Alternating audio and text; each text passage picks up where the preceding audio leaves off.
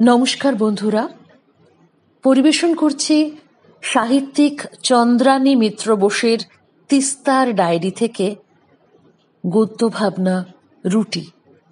পাঠে আমি অনিন্দিতা দাস।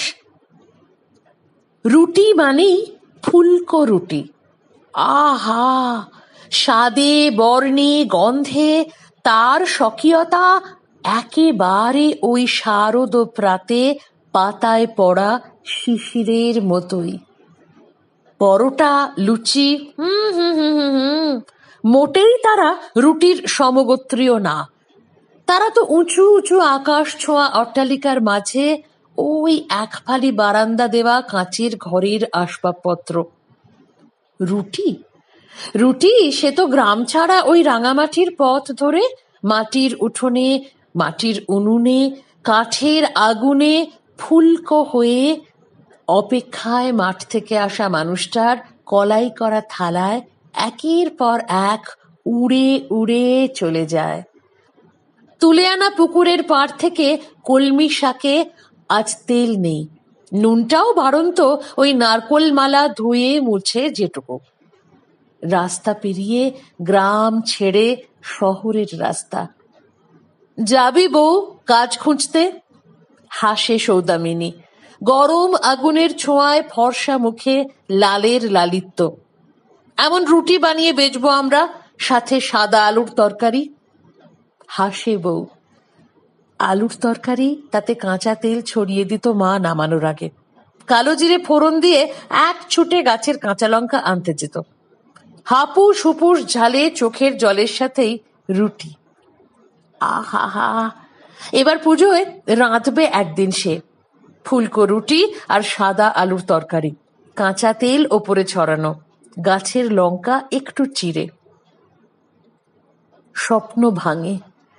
রুটি শেষ যে, এবার গ্রাম ছেড়ে শহরেই যাবে। রাস্তার ধারে একটা ছোট্ট দোকানে লোহার উনুনে ফুলকো রুটি আর আলুর তরকারি বানিয়ে খাওয়াবে সবাইকে। লুচি পরোটা শিখে নেবে যেমন করেই হোক। ধোঁয়া ধোঁয়া চোখে স্বপ্নেরা ভিড় করে, মুখে তোলে একগাল রুটি আর শাক। বেশ লাগে। আকাশ জুড়ে মেঘ ডাকে, সৌদামিনী বাড়তি আটা রেখে দেয় ঢেকে। ছেলেটা ঘুমন্ত, উঠলেই রুটি বানাতে হবে যে। গ্রামের বাড়িটা ওদেরও ছোট ছিল, কিন্তু ক্ষেত ভরা ধান আর আনাজে ভরা থাকতো বাড়ির পেছনের গোলা। মা কাকি কাকটাকা ভরে বিছানা ছেড়ে কখন যে উনুনে ভাত ডাল নেধে খেতে পালাতো তা সৌদামিনী জানতে পারেনি কোনোদিন। ঠাম্মি এসে ঘুম ভাঙাতো তখন কত আর বয়স তার, 8 বা 9 হয়তো। একটা বড় গ্লাসে দুধ মেশানো চা আর মোটা একটা রুটি ধরিয়ে যেত মুখ ধোয়ার পরেই। নিমের বিচ্ছিরি তেঁতো দাঁতনে মুখটা তেঁতো হয়ে থাকতো কত বেলা পর্যন্ত। সে তো পাঠশালা যাবার পথে তেঁতুল কুল কুড়িয়ে খেয়ে যেতে যেতে মুখের স্বাদ বদলে যেত পরে। জমিদার বাড়ি থেকে মাসে 4-5 বার খাবার আসতো উৎসবে পার্বণে। উফ, সে কত কি যে খাবার! ভাত ডাল তরকারি, মাছ মিষ্টি আর পায়েস। সবার জন্য এই এত বড় বড় রসগোল্লা। সৌদামিনী লুকিয়ে ভাইয়ের জন্য নিয়ে আসতো কাগজে মুড়ে। সবাই জানতো মাস্টারমশাই খুব ভালোবাসে ওকে। সৌদামিনী পাঠশালা থেকে ফেরার পথেই ভাইকে খুঁজে পেতে ধরে আনে। বড্ড দুষ্টু ভাইটা। পাঠশালা যাবার আগে রোজ রোজ পেট ব্যথা বলে ঘাপটি মেরে পড়ে থাকতো। ঘুম থেকে জোর করে ওঠালে ঠাম্মির কাছে গিয়ে ঘুমিয়ে পড়তো। কতদিন দেখেনি ভাইটাকে। সেই যে মুম্বাই গেল হীরের কাজ শিখবে বলে, আর কোনো খবর পায়নি তার। দুগ্গা মা গো, ভাইটাকে ভালো রেখো। উনুনে একটু কাঠ গুঁজে দেয় সে। বিকেলে মন্দিরের ঠাকুরমশাই ডেকেছে। মেলায় ওই মন্দিরের পাশে বসে রুটি আলুর দম বিক্রি করবে ও। ছেলেটা কতদিন জিলিপি খায়নি। হাতের কাজ সেরে বাইরে এসে দাঁড়ালো সৌদামিনী। দূরে কাশ ফুলে মাঠে মাঠে শরতের সাড়া। ঘুমটা কখন যেন খুলে পড়ে গেছিল তার। পায়ে পায়ে এগিয়ে গেল সে। পাঠশালার ছুটি হলো সবে। কাগজে মোড়া বালুশাই নিয়ে ভাইকে খুঁজলো সৌদামিনী। ভাই!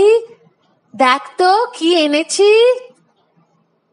দেখ না ভাই কি এনেছি। হাওয়ায় হাওয়ায় অনুরণিত হয়ে সে স্বর পৌঁছলো হয়তো ভাইয়ের কাছে। মালিকের দেওয়া শুকনো রুটি মুখে তুলতে তুলতে অন্যমনস্ক বাইরে তাকালো সে। আজ দিদিটা এখানে থাকলে ঠিক মিষ্টি চেয়ে এনে দিত।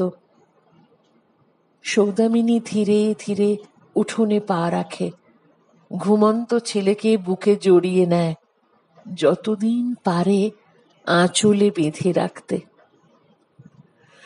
রামধনুর লেখনীতে চন্দ্রানী, সাহিত্যিক চন্দ্রানী মিত্র বোস এই নামেই লিখে থাকেন। তার যাবতীয় সাহিত্য সৃষ্টি এই নামেই আমরা পড়ে থাকি।